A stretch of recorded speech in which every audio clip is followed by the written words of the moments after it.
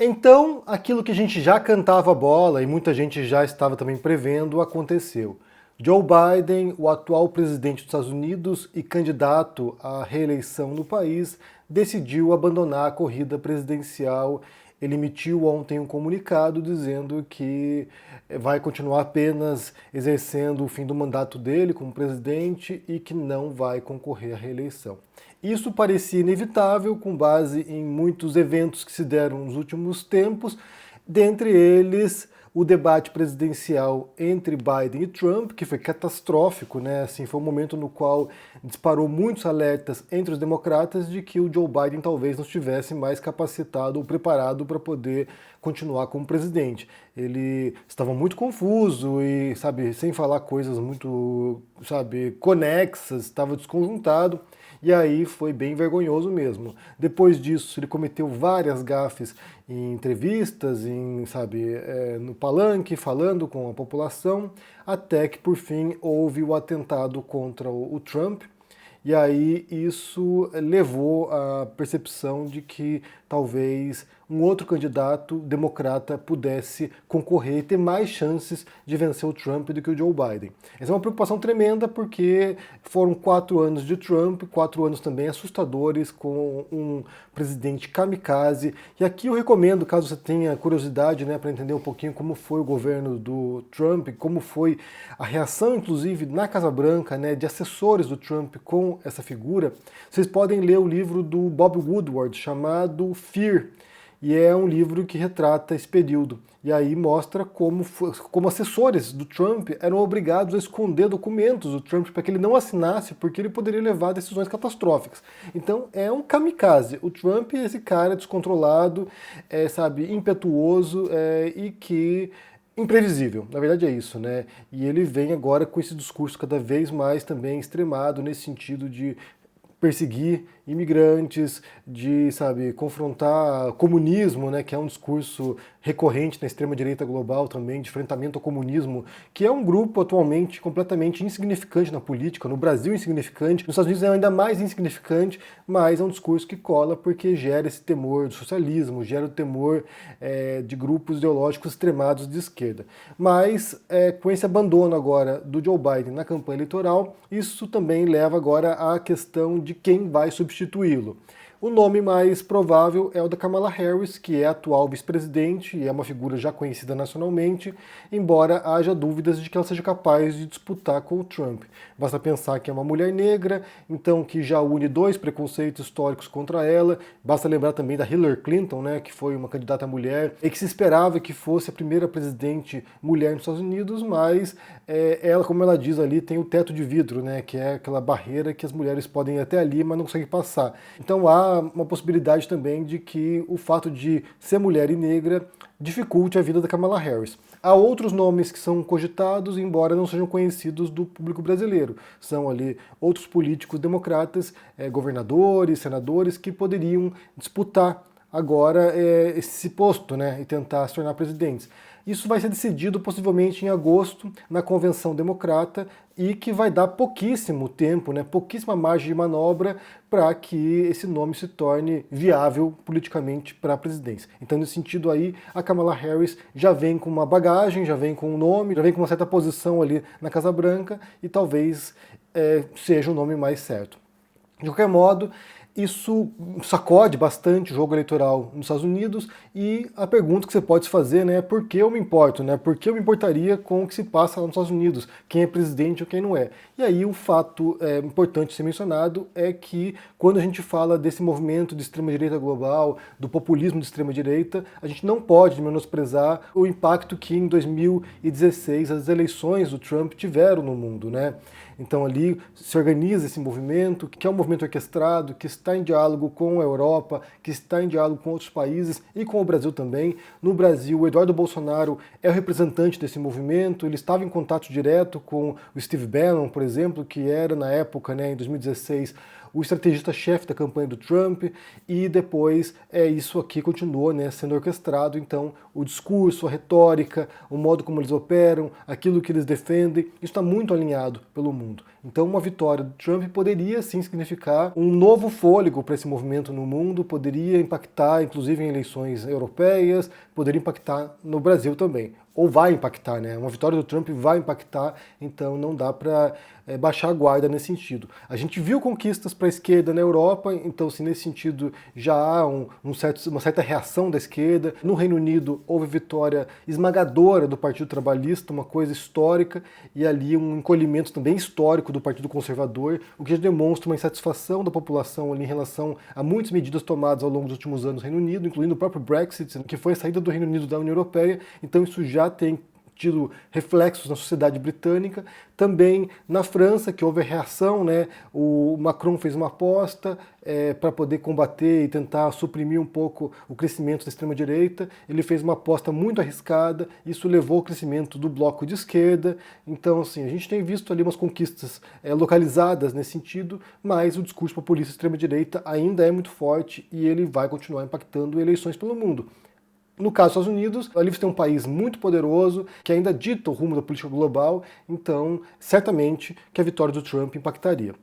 E aí, uma coisa que eu ouço, né, e acho que vale abordar isso, porque é um comentário bastante ridículo e que demonstra desconhecimento do cenário norte-americano, é quando pessoas criticam, né, o establishment democrata como se nos Estados Unidos só houvesse partido de extrema-direita, os conservadores lá, né, os republicanos, e um partido de direita que seria os democratas. Isso é uma bobagem completa, como eu falei, vale abordar porque isso demonstra...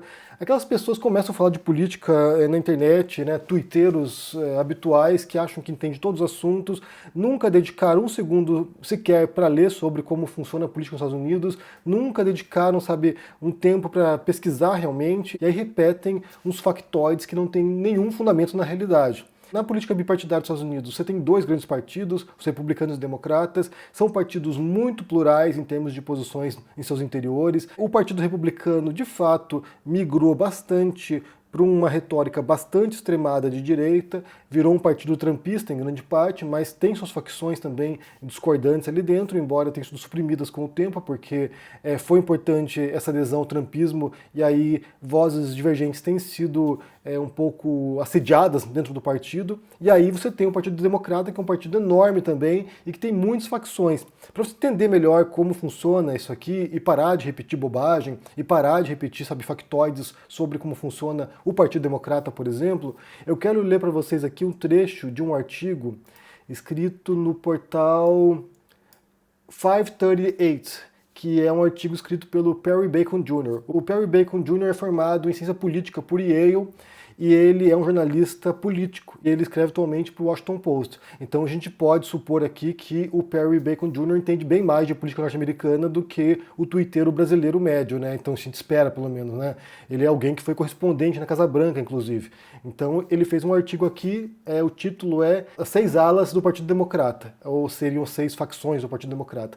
Eu vou ler para vocês aqui uma tradução disso, para que você entenda como se dá a divisão no interior do partido, que, como eu falei, é muito plural e tem uma ala muito mais progressista de esquerda e uma ala um pouco mais conservadora. Então, nessas facções definidas pelo Perry Bacon Jr., que ele diz o seguinte, olha, primeira facção, os super progressistas, muito progressistas em questões econômicas e de identidade ou barra culturais, né?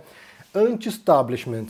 Anti-establishment é um termo muito vago, mas nessa descrição refiro-me a pessoas que veem seu papel como não apenas atacar os republicanos, mas também destacar o que consideram deficiências do próprio Partido Democrata. Então ele usa esse anti-establishment nesse sentido de figuras, políticos que criticam o próprio Partido Democrata por posições que eles adotam.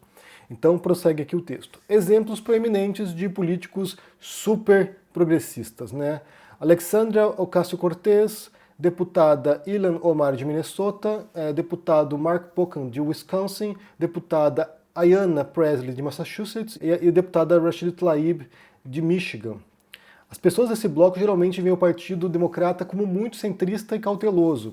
Este bloco está pressionando por políticas muito progressistas em questões econômicas. Por exemplo, seus membros favorecem um plano que colocaria todos os americanos em um sistema de saúde ao estilo do Medicare. Mas ao contrário do próximo bloco, eles também estão pressionando por posições muito progressistas em questões de identidade e raça. Eles apoiam a abolição do ICE, a Agência de Imigração e Alfândega, que é o temido ICE, né, que é a migra, que persegue os imigrantes, deporta os imigrantes, põe na prisão. Então eles apoiam a abolição, o fim do ICE.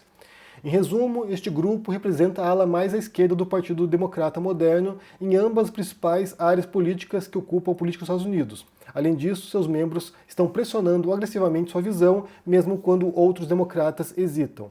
Este é um bloco relativamente pequeno em termos de oficiais democratas eleitos. Não acho que nenhum dos atuais governadores ou senadores democratas se encaixe nesse grupo. Aqui é um artigo de 2019, então sim, já houve algumas mudanças nesse sentido, né? Embora sem ocuparem cargos muito destacados.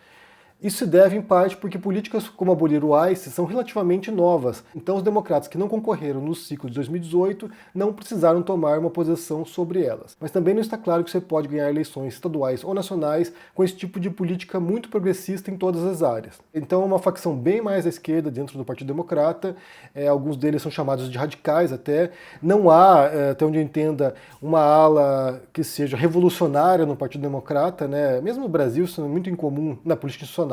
Então, assim, não há uma ala revolucionária, mas é uma ala bastante progressista. O principal expoente é a Alexandria Ocasio-Cortez, que, sabe, virou notícia quando foi eleita. Então, assim, é uma ala bastante à esquerda. Dizer que esse grupo aqui não é à esquerda é burrice, assim, em qualquer cenário global, em qualquer país que você mencionar, esse grupo aqui é bastante de esquerda. Os muito progressistas, né, outra facção dentro do Partido Democrata. Muito progressistas em questões econômicas, bastante progressistas em questões de identidade. São céticos em relação ao establishment democrata. Exemplos proeminentes: Bill de Blasio, senador Jeff Merkley de Oregon, Bernie Sanders, Elizabeth Warren. Também aqui, olha, o Bernie Sanders, né? Dizer que o Bernie Sanders não é de esquerda, a pessoa tem que ser simplesmente delirante, né? Este grupo tem muito em comum com o primeiro, particularmente em economia. As características distintivas do grupo muito progressista são ser um pouco menos agressivos e menos focado em questões de identidade, e um pouco mais dispostos a jogar bem, a dialogar com o establishment do Partido Democrata. Não espero que Sanders ou Warren, por exemplo, defendam a abolição do ICE durante suas candidaturas presidenciais. Espero por linguagem como reestruturar ou recomeçar. Mas as pessoas desse bloco estão a bordo com o progressismo econômico dos superprogressistas e estão preocupadas que o Partido Democrata esteja muito próximo da América corporativa. Uma boa ilustração da linha divisória entre os dois primeiros blocos e o restante do partido foi o debate sobre a Amazon receber isenções fiscais de Nova York para mover parte de sua segunda sede para lá. Ocasio-Cortez e Warren estavam entre as opositoras mais proeminentes de oferecer benefícios à Amazon, enquanto democratas menos progressistas, como Cuomo, geralmente são menos cautelosos em relação a construir laços com grandes corporações. A nova guarda progressista, né, uma outra facção. Progressistas tanto em questões econômicas quanto em questões de identidade, mas também um pouco preocupados com a elegibilidade dos candidatos e o apelo das ideias ao centro político. Geralmente ganharam destaque após Barack Obama ser eleito presidente. Exemplos proeminentes: Stacey Abrams, Cory Booker, Pete Buttigieg, Julian Castro, Kamala Harris, que é a atual vice-presidente, né, e possível candidata à presidência dos Estados Unidos nessa eleição, Jay Inslee, Beto O'Rourke. Considero a vasta maioria dos membros democratas do Congresso e governadores democratas ou nesse grupo ou no próximo. As pessoas nesse grupo e no próximo frequentemente reagem às ideias dos dois blocos mais progressistas em vez de realmente direcionarem a visão do partido. Abrams e O'Rourke, em particular, são políticos talentosos, mas não acho que nenhum deles tenha uma ideologia definida como Sanders tem. Booker, no meio da campanha presidencial 2020, abraçou o Medicare para todos e o Green New Deal. Mas se ele for o candidato presidencial do partido, espero que ele faça concessões sobre esses temas. Apoio a aspiração do Medicare para todos, ou algo do tipo, de uma maneira que Ocasio-Cortez não faria se ela fosse candidata. Mas o que distingue esse grupo do próximo bloco de democratas é um tipo de wokeness performativa, tanto em questões raciais quanto não raciais. Seus membros são adeptos em falar para um partido democrata que é cada vez mais uma coalizão de minorias e brancos com visões progressistas sobre questões de gêneros e raciais. Eles não desprezam jovens ativistas que impulsionam o Green New Deal, como alguns no próximo bloco fazem. E o wokeness também é ilustrado em como esse bloco vê o eleitorado. A nova guarda progressista quer apelar para eleitores brancos de classe trabalhadora que mudam de voto, mas vê outro caminho para os democratas vencerem estados vermelhos, que são os estados conservadores tradicionalmente, né? Mobilizar eleitores não brancos e millennials brancos que talvez não votem se o candidato não os inspirar. Aqui tem que pensar também uma coisa curiosa, né, que a gente tem que associar o vermelho com esquerda no mundo, e nos Estados Unidos é o oposto. O vermelho é a cor dos republicanos, é a cor dos conservadores, enquanto que o azul é a cor dos democratas, ou seja, dessa esquerda política norte-americana. Prossegue aqui o artigo, outra facção, a velha guarda progressista, solidamente centro-esquerda, tanto em questões econômicas quanto em questões de identidade, mas muito preocupada com a elegibilidade dos candidatos e o apelo das ideias ao centro político. Geralmente ganharam destaque antes de Obama ser eleito presidente. Exemplos proeminentes, Joe Biden, o atual presidente, né, que agora não vai concorrer mais, Cuomo, Dianne Feinstein, Nancy Pelosi, Chuck Schumer. As pessoas nesse bloco são frequentemente consideradas moderadas, enquanto as do grupo anterior são rotuladas como progressistas, mas não tenho certeza de que esses dois grupos têm enormes diferenças políticas. Não estou convencido, por exemplo, de que Biden escolheria juízes da Suprema Corte significativamente diferentes de Harris ou O'Rourke. Mas a velha guarda progressista se apresenta de maneira muito diferente da nova guarda. A velha guarda é menos disposta a apaziguar as alas mais progressistas do partido. A frase definidora desse grupo pode ser: como você paga por isso? Com os super progressistas e muito progressistas aparentemente ascendendo, este bloco está profundamente preocupado com o partido indo longe demais à esquerda. Isso em parte porque esse bloco, mais do que a nova guarda progressista, vê o caminho para os democratas vencerem como sendo principalmente sobre conquistar eleitores brancos que mudam de voto no meio oeste, em vez de mobilizar eleitores não brancos em estados como a Georgia. Daí outra facção, os moderados, mais conservadores e amigáveis aos negócios do que outros democratas em políticas econômicas, um pouco progressistas em questões culturais, anti-establishment democrata nesse caso, né? Questiona também decisões do partido. Exemplos proeminentes, deputado Josh Gottheimer, de Nova Jersey, deputado Conor Lamb, da Pensilvânia, deputada Abigail Spanberger, da Virgínia. Alguns membros desse bloco recentemente votaram por um projeto de lei para expandir a verificação de antecedentes para compras de armas, que foi defendido por Pelosi. Mas também apoiaram uma emenda respaldada pelos republicanos à medida que alertaria o ICE, no caso, né, a agência de migração, quando um imigrante indocumentado tentasse comprar uma arma. Os moderados, apoiando essa ideia, enfureceram tanto Pelosi, que argumentou que os democratas precisam trabalhar como um time e não se unir aos republicanos, quanto Ocasio-Cortez, que se opõe a fortalecer o ICE. Mas a crítica de Ocasio-Cortez e Pelosi pode ser uma característica, não um problema para esses membros. Muitos deles representam distritos e estados competitivos, vermelhos, né, estados conservadores. Alguns democratas desse bloco podem ser, em seus corações e mentes, apenas mais conservadores do que outros democratas, mas praticamente todos têm um incentivo político para destacar suas diferenças com Pelosi, e especialmente com Ocasio-Cortez, para dizer aos seus constituintes essencialmente o seguinte: sou um democrata, mas não este tipo de democrata, esse tipo mais radical, né, mais esquerdista de democrata. E por fim, o último grupo, que são os democratas conservadores, céticos em relação às visões progressistas, tanto em questões econômicas quanto culturais, frequentemente apoiam limites ao aborto, geralmente de áreas inclinadas ao conservadorismo. Exemplos proeminentes: governador de Louisiana, John Bel Edwards, senador Joe Manchin, da Virgínia Ocidental. Esta é provavelmente a menor das alas desses grupos, né? Mas é uma ala importante. Os democratas podem precisar de mais democratas nesse molde para vencer qualquer uma das 3 disputas para governador em 2019. Lembrando que esse artigo é 2019, né? Kentucky, Louisiana e Mississippi, para ganhar assento nas legislaturas estaduais do Oeste e no Sul. Esta ala, acredito, terá uma influência desproporcional no debate nacional sobre a direção dos democratas, porque esses democratas provavelmente serão os que mais pressionam para evitar as posições políticas dos muito progressistas e dos super progressistas. E eles terão um argumento convincente. Ao ser eleito, Edwards conseguiu expandir o Medicaid para mais de 400 mil pessoas em um estado muito conservador, uma mudança política real que Ocasio-Cortez não pode fazer, ou não consegue fazer, né? Então aqui é um artigo, vou deixar o link para vocês aqui para que vocês possam ler o artigo integral, e aqui você tem uma descrição dessas facções, dessas alas no interior do Partido Democrata. Vocês podem perceber aqui que boa parte desses núcleos, né, desses grupos, eles estão numa visão progressista, né? Tanto em questão econômica quanto em questão de costumes, em questão de identidade, né? Então, assim, são pró-minorias, pró-imigrantes, são mais liberais em questão de gênero. Então, assim, não há como negar que, por mais que tenha talvez adotado posições que seriam mais centristas ou até mesmo de direita com o passar do tempo, até como uma resposta à vitória do Trump, porque houve talvez uma galvanização de posições conservadoras durante o mandato dele, não dá para dizer que boa parte dos políticos democratas não estejam alinhados com ideais de esquerda. Isso aqui em qualquer lugar do mundo, né? Só vale mencionar também que nem sempre foi assim, né? Então, assim, o Partido Democrata, tradicionalmente, era um partido conservador.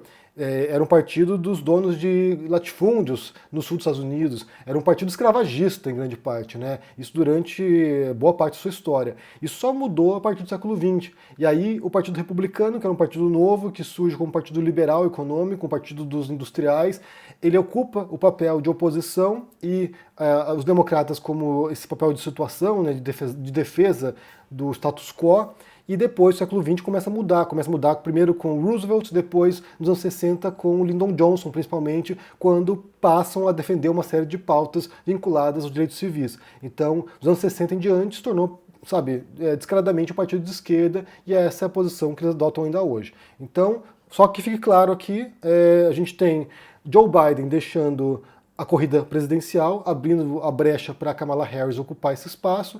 Pode ser que ela venha com força, pode ser que ela cresça muito nos próximos meses ainda até a eleição. E só para você entender aqui como se dá também a divisão das facções no interior do Partido Democrata, que é um partido de esquerda nos Estados Unidos. Bem, me diga o que vocês pensam aqui sobre essa história, deixe aqui embaixo no comentário, deixe o joinha, se inscreva no canal aqui ativando o sininho, isso é muito importante para ajudar aqui no engajamento. Se cuide por aí e até mais. Tchau! Olá, meus queridos amigos e amigas do canal do Henry Bugalho. Eu sou o Eduardo Moreira e queria fazer um convite especialíssimo para vocês. No dia 28 de julho, às 8 horas da noite, é um domingo, eu vou dar uma aula, que é a aula inaugural do nosso programa de formação em negócios e empreendedorismo, chamado Empreendedor Mestre. É a segunda turma que a gente abre para esse programa de formação. A primeira foi no começo do ano e simplesmente quase 4.000 pessoas se inscreveram e estão absolutamente encantadas com o programa mais completo, com os melhores professores e professoras desses temas de compliance, gestão de recursos humanos, finanças corporativas, marketing tradicional, marketing digital, contabilidade e mais um monte de coisa que está literalmente transformando a vida dessas pessoas e das empresas dessas pessoas. Nessa primeira aula, eu ensino todos os conceitos que a gente usa aqui no ICL. O que a gente fez para construir o maior portal de informação e de cursos do Brasil em 2 anos. Vocês vão descobrir nessa aula do dia 28. Se inscreve aqui gratuitamente, assiste a aula e chama todos os seus amigos e amigas para participar também. Vocês vão ficar encantados e vão poder começar a usar no dia seguinte tudo que eu vou ensinar. Dia 28 de julho a gente está junto.